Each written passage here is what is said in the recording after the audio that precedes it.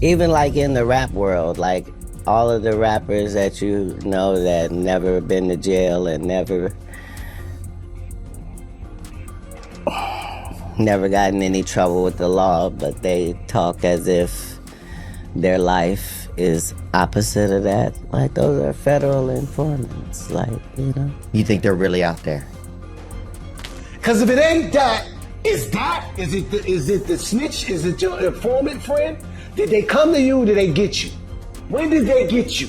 Right. Is that what you hiding? Is that what it is? Because this don't make no sense. So that would be the question. What is it? What is Why? it? Why did you do this to me? That would be the only question. Why? Katt Williams has dropped another one of those jaw-dropping, no-holds-barred interviews that's got everyone talking. Remember that Club Shay Shay interview from last year? The one that literally had the whole entertainment world shook? Well, honey, we're still trying to recover from that tea spillage, and now Katt's back with even more piping hot industry secrets. I'm telling you, this interview is absolutely explosive, especially when he started talking about certain rappers being federal informants. The moment he said that, everyone's mind immediately went to one person. Yes, you guessed it. Jay-Z. Now, we've all heard those whispers for years about Jay-Z's supposed day of reckoning coming, but isn't it strange how it never actually arrives? Meanwhile, everyone around him keeps falling like dominoes to the feds. Well, according to Katt, there's a simple explanation. The feds are never going after Jay-Z because he's actually one of them. But hold on to your seats because we need to dive deep into this tea. Is Jay-Z really working with the feds? And what exactly did Katt say about your favorite rappers being rats? Let's unpack this drama because, trust me, it's juicy than you can imagine. These yearly Katt Williams tell-all interviews are becoming quite the tradition. And honestly, we are living for every single second of it. Last year's Club Shay Shay interview literally turned the industry upside down. Everything, and I mean everything, he predicted started making sense as the year went by. From all that Diddy drama to Steve Harvey revelations to those industry freak-offs he mentioned. It was like Katt had some kind of crystal ball showing him the future. And now he's back, darlings, with an even more explosive sit-down with Theo Von. We're talking everything from mind-blowing industry secrets to reincarnation and politics. But let me tell you what really got people's attention. When Katt started spilling about snitches in the industry, the moment that word left his lips, everyone's minds went straight to one person, Jay-Z.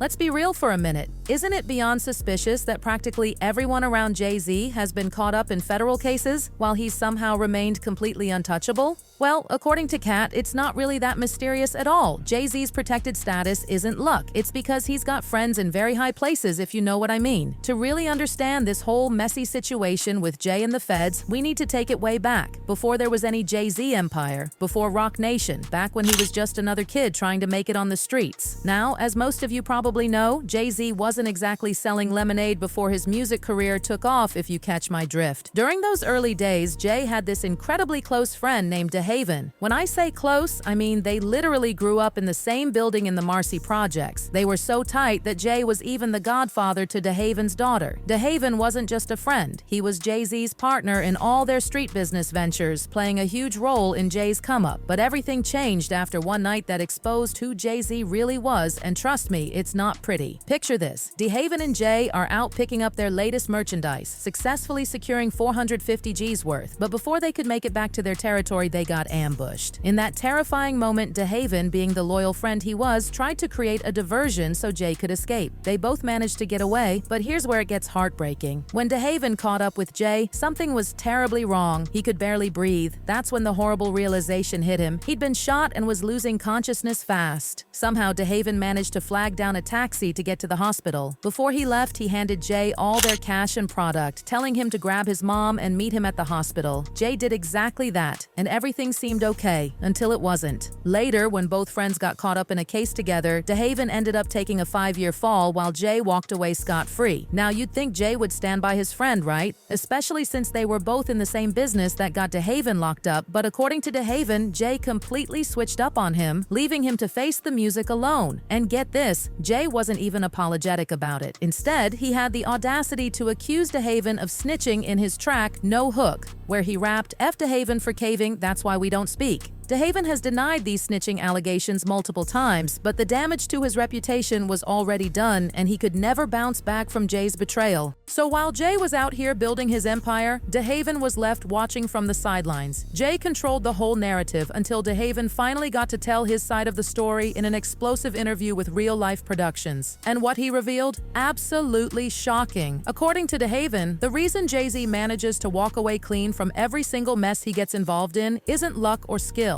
It's because he's got some serious protection thanks to his connection with Desiree Perez, a former federal informant with an incredibly sketchy past. Now, here's the real tea. Desiree isn't just some random associate, she's the president of Roc Nation and Jay-Z's right-hand woman. The irony of Jay calling DeHaven a snitch while making an actual federal informant his second-in-command, it's almost too much to handle. But hold on to your seats because Desiree's story isn't just about some white-collar crime or tax evasion. It's way, way darker than that. Born in the Bronx to Cuban immigrant parents, Desiree started in the music industry, working as a part-time assistant manager at a New York nightclub in the mid-90s. That's where she started connecting with local artists and eventually met Jay-Z. By 2009, she had officially joined Roc Nation as chief operating officer, working closely with both Jay-Z and Beyoncé on multiple projects. Fast forward to 2019, and Jay announces at the Billboard Women in Music Awards that he's appointed Desiree as CEO of Roc Nation. In this role, she's been supervising some of Roc Nation's biggest projects, including executive producing 4 consecutive Super Bowl halftime shows from 2021 to 2024. To outsiders, it looks like Desiree and Jay-Z have this amazing professional relationship built on mutual respect and trust. But honey, it goes so much deeper than that. Some people have even started calling Desiree Jay-Z's Griselda Blanco. For those who don't know, Griselda Blanco was this notorious Colombian drug lord, famous for her absolutely ruthless tactics. She's believed to be responsible for at least 200 unlawful departures, and she was known for showing zero mercy to her enemies. Griselda ruled Miami with an iron fist from the 70s through the early 2000s. In 1975, she got arrested and sentenced to 20 years, serving 19 before getting released due to health issues. After her release, she was deported back to Colombia, where she met her end in Medellin at the hands of motorcycle assassins in September 2012. To this day, no one knows who orchestrated her departure, though there are some pretty strong theories floating around. Now you might be wondering what this has to do with Desiree and Jay-Z. Well, get this. There's actually a photo of young Jay-Z with Griselda Blanco, and from their body language, they seem pretty comfortable with each other. How did they meet?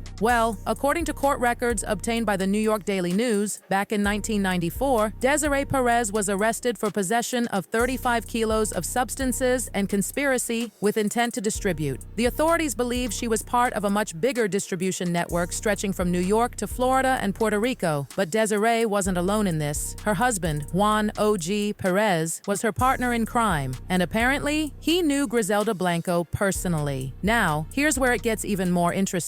Jay-Z and O.G. Juan are actually super close, going way back to the mid-90s. They even co-founded the 40/40 Club together, and years later, Jay-Z made O.G. Juan the president of Roc Nation Sports. But according to insiders, Jay-Z and O.G. Juan's relationship didn't start there. It goes all the way back to when Jay-Z was still working the streets, and they allegedly dealt in the same kind of merchandise, if you catch my drift. Now, back to Desiree and her federal case. After getting caught with all those kilos, you'd think she'd be facing serious time, right? But somehow she only got 5 years of probation. Why? Because she agreed to become an informant for the U.S. Attorney's Office. And let me tell you, she took that job very seriously. Word is she even wore wires to gather intel on her former partners.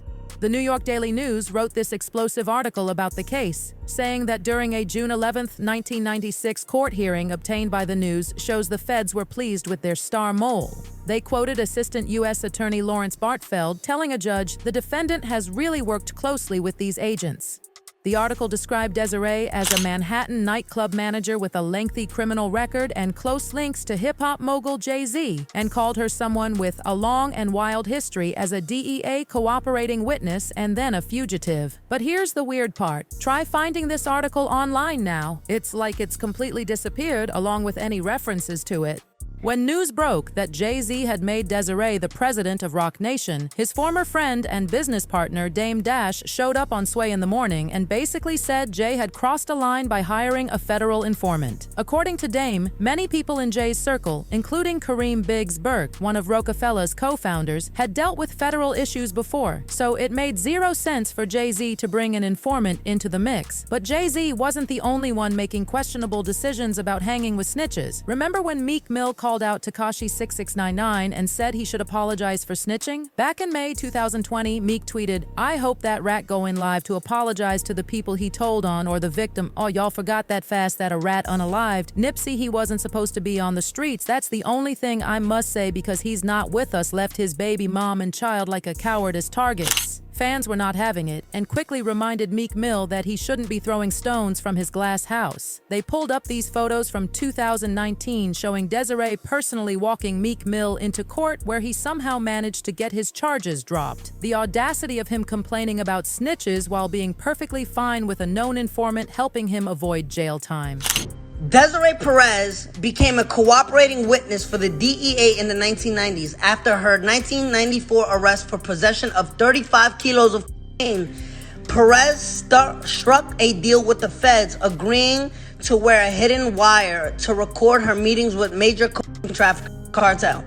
Her undercover informant work won her courtroom praise for federal prosecutors, as did mine, after she helped them break up major dealers in Puerto Rico and Colombia.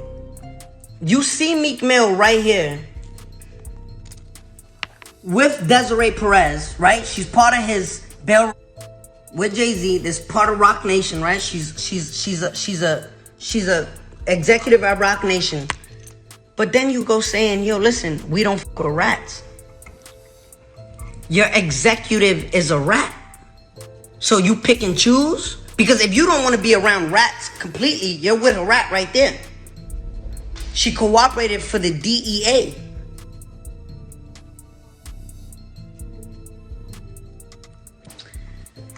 Meek Mill, you can't pick and choose who you want to call rats.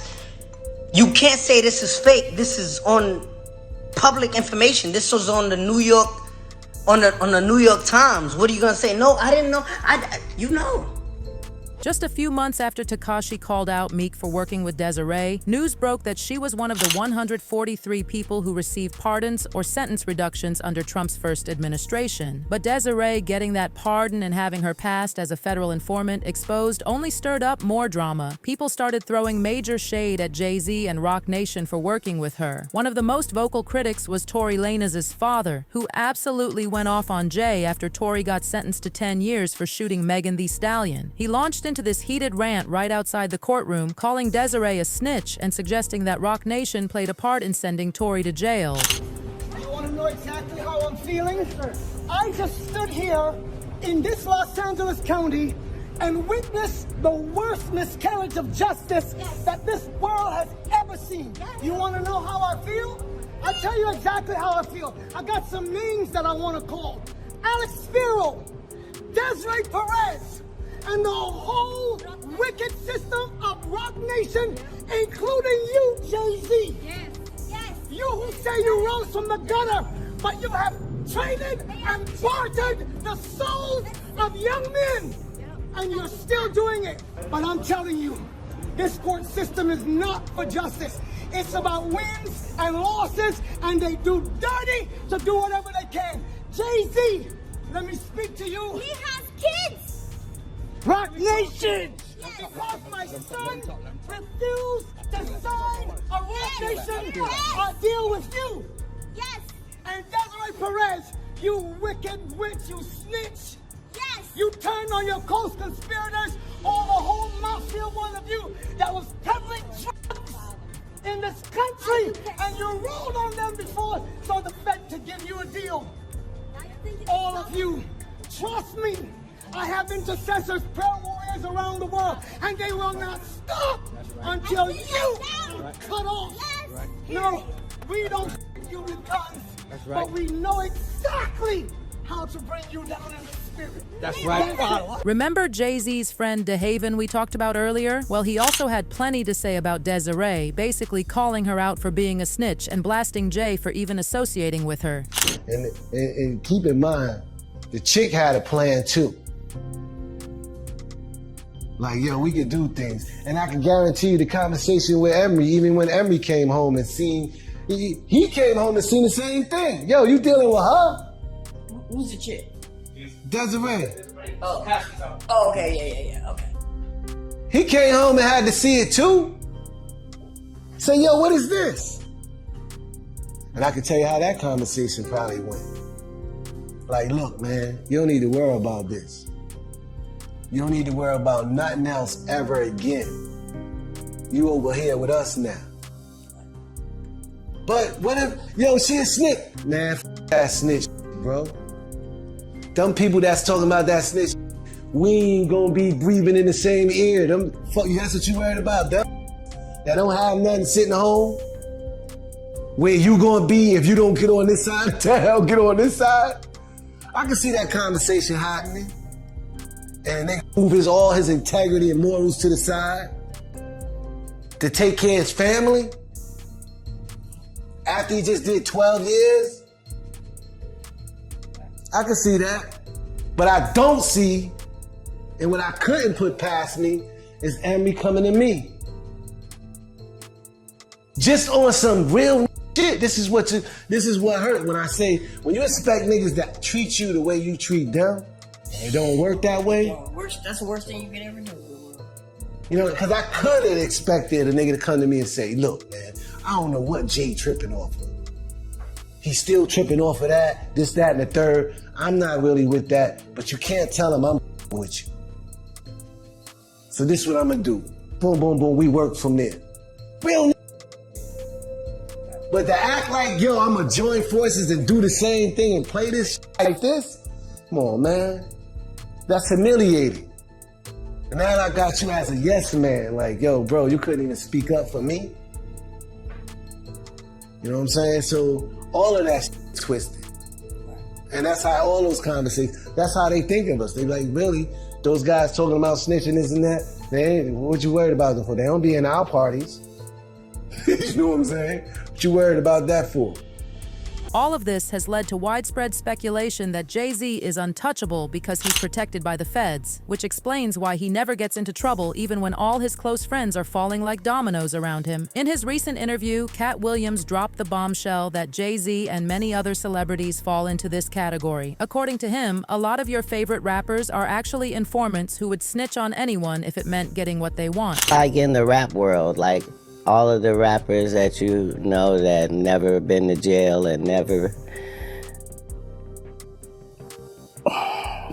got in any trouble with the law, but they talk as if their life is opposite of that. Like, those are federal informants, like, you know. You think they're really out there? Yeah. Yeah. That's part of the job, is to acquire those. It's like saying, you know, if you're playing chess, do you have any pawns? You have to, don't you? You can't start without them. But now we'd absolutely love to hear what you think about all this tea. Do you believe Jay-Z is really protected because he's working with the feds, or is this all just one big conspiracy theory? Drop your thoughts in the comments below and don't go anywhere because we've got another juicy story coming right up. Juicy story coming right up.